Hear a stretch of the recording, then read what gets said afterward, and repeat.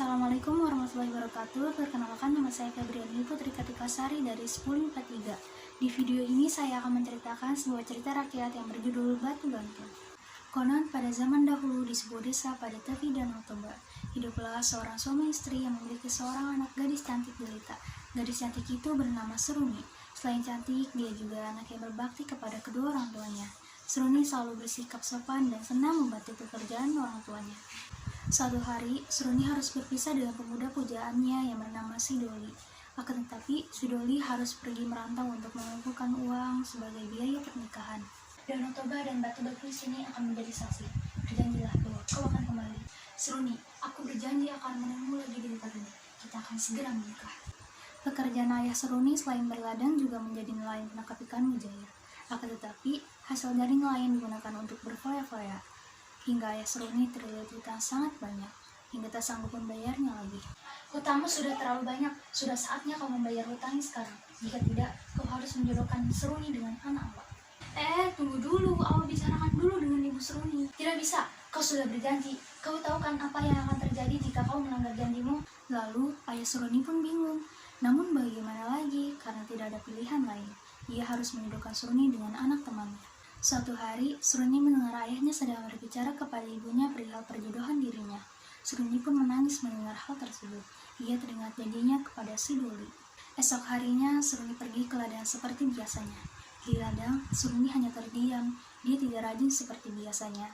Toki, aku sedang bersedih. Aku bingung, ayahku menjodohkanku dengan pemuda lain. Sedangkan aku sudah punya kekasih hati. Jika aku tidak menuruti ayahku, maka ayah dan ibuku dalam bahaya. Jika aku menuruti ayahku, aku tidak mau membuat Sidoli kecewa. Aku harus bagaimana, Toki? Tangis Seruni pun pecah. Si Toki semakin bingung melihat majikannya menangis. Dia mengendus-endus di pangkuan Seruni. Dengan berderai air mata, Seruni bergegas berjalan menuju Danau Toba. Sampai di tepi Danau Toba, tiba-tiba Seruni yang sedang menangis terperosok ke dalam lubang batu yang sangat besar. Lubang yang sangat gelap membuat Seruni ketakutan dan berteriak minta tolong kepada si Toki anjingnya.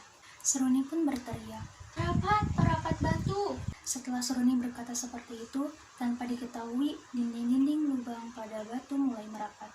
Semakin lama semakin merapat dan menghimpit tubuh Seruni. Melihat kondisi majikannya yang semakin tidak tertolong, si Toki akhirnya berlari pulang. Di rumah, orang tua Seruni baru saja pulang dari desa tetangga. Si Toki berusaha memberitahu bahwa Seruni dalam keadaan berbahaya dengan menggonggong tanpa henti, mencakar tanah, dan memondar-mandir sekitar ayah dan ibu Seruni. Sadar dengan isyarat dari Toki, orang tua Seruni langsung bergegas mengikuti Toki, hingga sampai ke tepi lubang tempat anak gadis mereka terperosok. Mereka mendengar suara jeritan anaknya dari dalam lubang. Akan tetapi, keduanya tidak bisa menolong. Ayah Seruni pun berlari meminta pertolongan warga. Tak lama kemudian, tetangga mereka berdatangan di tempat lubang Seruni terperosok.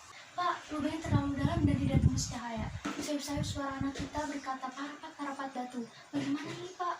Tanpa menjawab pertanyaan istrinya, ayah Seruni melihat ke dalam lubang dan memutuskan untuk masuk ke dalam menyusul putrinya. "Bu, pegang obor ini.